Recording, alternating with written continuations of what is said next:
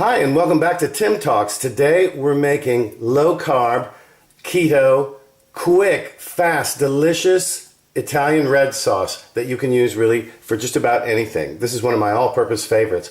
I used to make red sauce every Saturday, and it would take all day, fill the house up with the wonderful aromas of garlic and onion and spices. But I ran out of it one time and I needed something quick to make a pizza. And this is what I did. And you know what? I like it just as well, if not better. We're going to use a quart mason jar here, and I'm going to use a canning funnel so I make less of a mess than I might do otherwise. I'm going to start out here with a 28-ounce can of crushed tomatoes. If you have diced tomatoes, put them in the blender for a second, or in the food processor. These are organic, Simple Truth crushed tomatoes from Kroger with no salt. I like to season things myself. These are really good. They also have no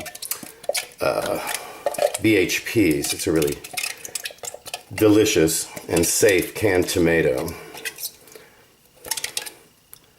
Anyway, get all of that out that we can. And next we're going to add the rest of the ingredients. We're going to simply combine them. I've got 2 teaspoons of garlic powder here. We're going to dump that in. And get all of it in there. Get all the goodness in. Next, I've got 4 teaspoons, or a heaping tablespoon if you prefer, of dried Italian seasonings. I use the cheapest ones I can find. These are also from Kroger. I think I got that for about $1.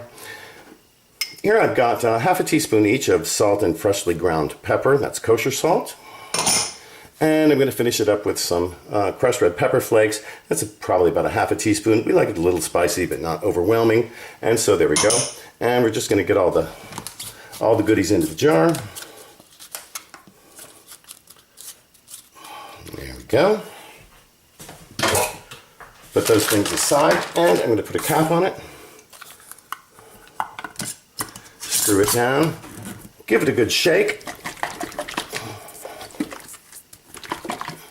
Mix thoroughly, and what you end up with is a good 3 cups or so, 3.5 cups or so of some delicious, ready-to-use, all-purpose, low-carb Italian red sauce. Thanks for watching. We'll see you next time on Tim Talks.